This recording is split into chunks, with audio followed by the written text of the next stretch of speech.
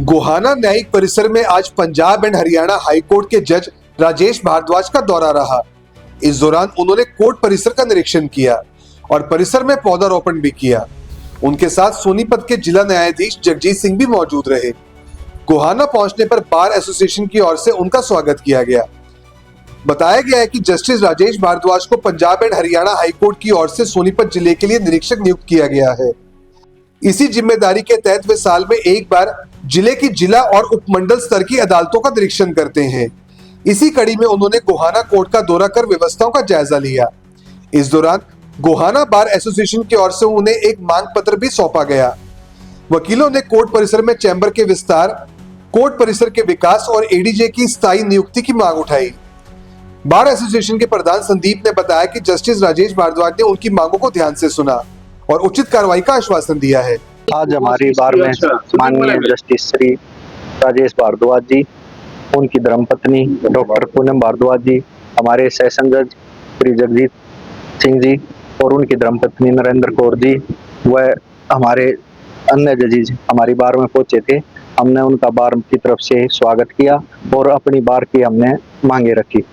तो जो कि प्रमुख रूप से 4 मांगे थी हमारी। एक तो हमारे सबसे पहले मांग किया कि हमारे चैम्बर का विस्तार किया जाए। दूसरी मांग थी हमारे की लाइब्रेरी का विस्तार और जो जुडिशली कॉम्प्लेक्स है जो इसका विस्तार किया जाए। और चौथी मांग थी कि यहाँ पर एडीजे की नियुक्ति हो परमानेंट। तो और क्या प्रोग्राम रखा गया था? क्या उनके लिए पौधारोपण का प्रोग्राम था। माननीय जस्टिस ने हमारे प्रांगण में पौधारोपण किया और हमारी मांगों का विश्वास दिला कि जल्द से जल्द आपकी सारी मांगे पूरी कर दी जाए। साहब श्री राजेश भारद्वाज जी का यहाँ विजिट थी गोहाना कोर्ट के अंदर और हमारी वकीलों की काफी पुरानी मांगे थी। जैसे भाई चैम्बर का जो शुरू से ही क्या हो रहा है कि इसके सेकंड और थर्ड फ्लोर की जो डिमांड थी हमारी वो हमने आज जस्टिस साहब के सामने रखी है।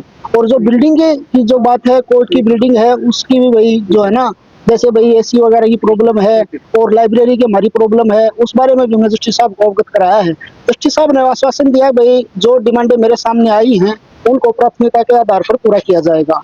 मेन तो वकीलों की अब स्ट्रेंथ हमारी लगा के चलो आप कम से कम भी 750-800 अलग पहुंच चुके हैं। तो इस वजह से जो चैम्बर की जो प्रॉब्लम आ रही है वो मेन प्रॉब्लम आ रही है। चैम्बर अगर हमारे सेकंड फ्लोर थर्ड फ्लोर अगर तैयार हो जाते हैं तो इन्होंने बैठने की जो है वकीलों को सुविधा हो जाएगी। ये मेन डिमांड थी। आज हमारी कोर्ट में हाई कोर्ट से जज साहब आए थे, जो इंस्पेक्टर जज है हमारे, और वो सारा यहाँ पे अपना सारा उन्होंने अपनी तरीके से सारा देखा कि क्या क्या कमी है और क्या क्या हमारी ज़रूरतें थी, तो सारी उन्होंने सुनी है और उन्होंने आगे चैम्बर्स बनाने की भी बात हमारी सुनी और उसको भी जल्दी से जल्द पूरा कराने की बात करी है।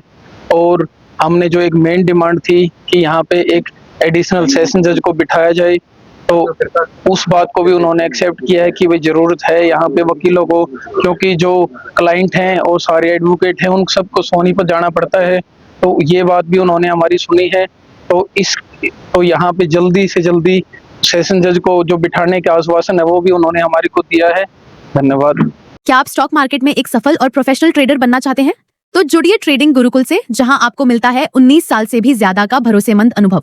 6000 से भी ज्यादा स्टूडेंट्स को हमने सिखाया है लाइव मार्केट में ट्रेड करना। यहाँ सीखें स्टॉक, फॉरेक्स और क्रिप्टो ट्रेडिंग बिल्कुल बेसिक से। अपनी स्किल्स को अपग्रेड करने के लिए हमारी ट्रेडिंग गुरुकुल ऐप इंस्टॉल करें। आज ही कॉल करें और अपने ट्रेडिंग करियर की शुरुआत करें।